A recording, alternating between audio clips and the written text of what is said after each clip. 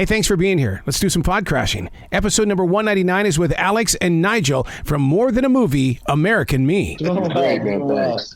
We're both Miami boys, so we sympathize with the hurricane preparedness. Oh my God! And you guys are still down there? You're not going to run or what? Nah, we live in LA now. We ran to the fires. Yeah. And the droughts. Yeah, as Mark Maron says, as we dry up out here in California. Yeah. So where were you guys at when the idea to create this podcast came to you? Because, I mean, I didn't know this story, but in listening to, there's 3 episodes up. This is real, and I really like the way that you guys have dove into this. Well, strangely enough, Arrow, it starts with another actor's autobiography. A friend of mine reached out and said, have you read Danny Trejo's autobiography yet? I said, no, I haven't. And he said, I think you need to read especially the chapter titled American Me.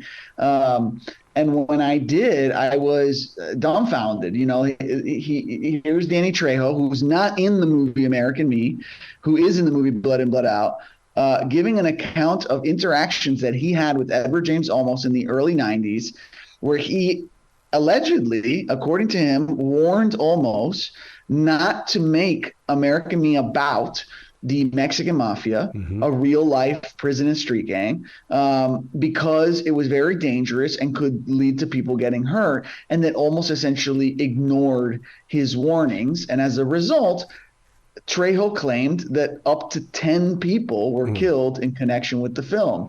So when I heard that, you know, it raised a bunch of questions. You know, if true, why would Olmos ignore these warnings? You know, if not true, why would Danny Trejo include this in his autobiography? And what really happened? And also, you know, here are 2 guys who are sort of pioneers in the Latino acting space, and certainly Mr. Olmos, who is a legend, right? And in a caliber on his own.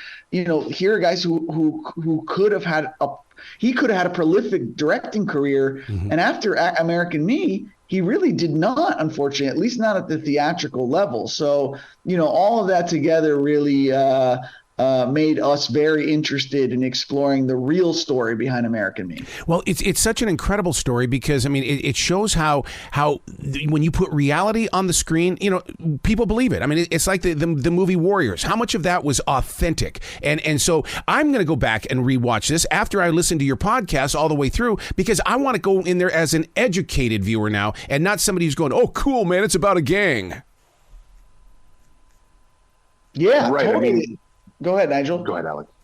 Well, the way this movie was originally depicted to us, like Alex was saying, from the Trejo biography autobiography, was more like almost like the Twilight Zone movie Disaster, right? It was brought to us, and the way he describes it is something totally avoidable that the director has ultimate responsibility for, that people died. And just as we're picking this up, you know, it doesn't necessarily look that way, right? People did die, and the movie did come out, and it did anger people. But it's that one-to-one connection that we're not so sure, that we think is a little bit tenuous, and that's part of what we're exploring. Yeah. Now, are you going to talk with Danny? I've been with Danny a couple of times. My God, that guy, when you get him onto the subject of the reality of the streets, you're going to get a story. Yeah, you know, we have reached out to Danny Trejo 2 times now. And unfortunately, you know, despite having gone on a series of podcasts to promote his book, to talk about this story, he has declined through his reps to speak to us. And, you know, I don't know if that's a function of us, you know, getting other accounts of what happened at that time and wanting to kind of cross-check them with him or not, or if he's just busy. You know, he's a busy guy, busy actor. But thus far, he hasn't wanted to do it. You know, Danny, if you're listening, we're more than open to talking to you, but we do have some questions, because several of the accounts that we got about what happened and what transpired, you know, they don't quite add up one for one with his account. Do you feel like journalists in the way that you are diving into a story to uncover the truth? Well, I mean, I'll let Nigel field this, because Nigel is an award-winning actual investigative and regular journalist. So I'll let him address that. I'm a documentary filmmaker, so journalist adjacent, but Nigel's the real deal here, bona fide. Oh boy. Yeah. So in this, I think that's what struck my curiosity and Alex's curiosity is this is a story not just about this movie, right? It's also a contextual story about Los Angeles in the early 90s. This movie comes out in March of 92. In April of 92 is the big uprising in the streets of LA. And in May of 92, people started dying that were connected with this movie. So that's a 3-month period that if you're a reporter, that's pretty darn interesting. You know, you want to know more about it. And so journalistically, yeah, I think that in reporting out this story and doing it, we're certainly talking to the actors, we're bringing in the movie folks, the Hollywood side. But the side that really interests me is what happened sort of on the street here. Who were the main players? We managed to talk to some folks who couldn't give us their names, but they've explained what happened from their perspective, whether they were in prison at the time or they knew the people affiliated. And frankly, as we've been reporting this, we've been told a number of times, stop doing this, don't report this anymore, right? Back out of this. People who just grew up in East LA that I know down at the bar will tell me, oh, he has a podcast going. Oh, okay, you're still alive? That's good. You know, buy me a beer.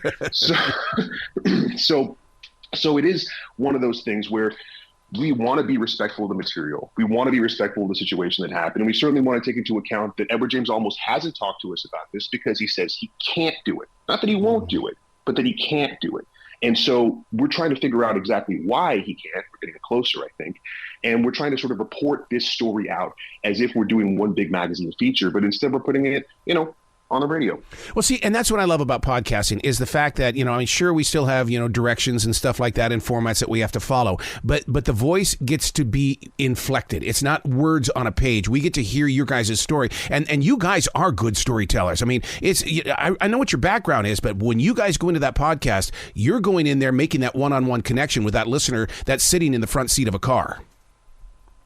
Absolutely. And, you know, I appreciate that. This is my first podcast, you know, as a host. So, you know, it's definitely virgin territory for me. And I have to say, I think a lot of it is just the connection to the material, you know, I think because I'm a filmmaker myself and because this story isn't just for me about, you know, the kind of controversy surrounding it, but really about missed opportunities and what could have been. You know, this is a film directed by a guy I really admire in Edward James Olmos with a almost completely Latino cast. Almost completely Latino crew with a Latino story.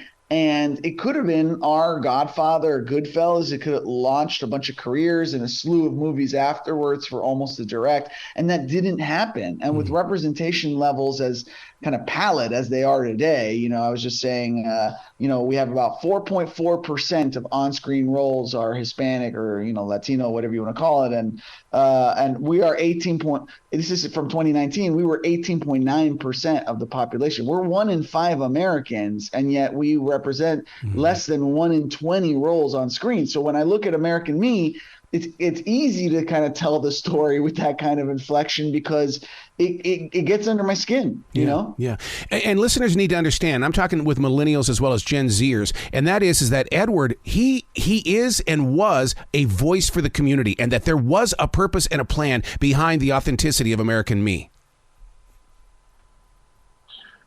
I mean, absolutely. And that's maybe part of what did it in a little bit is that verisimilitude, that hewing closer to reality, right? I mean, these guys aren't going to get mad if you make a movie that came out right around the same time called Blood In, Blood Out. That movie is described in the Trejo book as cute, right? It's almost like a cartoon of what someone would imagine the street in LA is like. But these guys tried to play it straight. They tried to play it serious. They tried to say, you know, they used almost exactly the real names and the characters and the depiction. You know, there's a real life guy that had a peg leg that was, you know, had white skin and lived in the barrio. That's the person that was depicted on the screen. So it's almost like they got closer and closer to the material, and that partly may be one of the things that upset the game. So are you saying even Jacob, when he played Paulito, I mean, it was like, was that an authentic character, do you know? Or I mean, what happened? Well, for Jacob Vargas, Alex, you want to take that one? Yeah, I mean, I don't know. I don't know that the Paulito character is based on someone specifically. What I know is that Jacob acted in that film with a bunch of actual members of the Hazard prison gang, right? Like the guys who are around Jacob. Jacob Vargas plays essentially a member of the new generation, after Santana, which is Edward James Olmos's character, and Santana's little brother, I believe, right, Nigel, if I'm not mistaken, and Yep.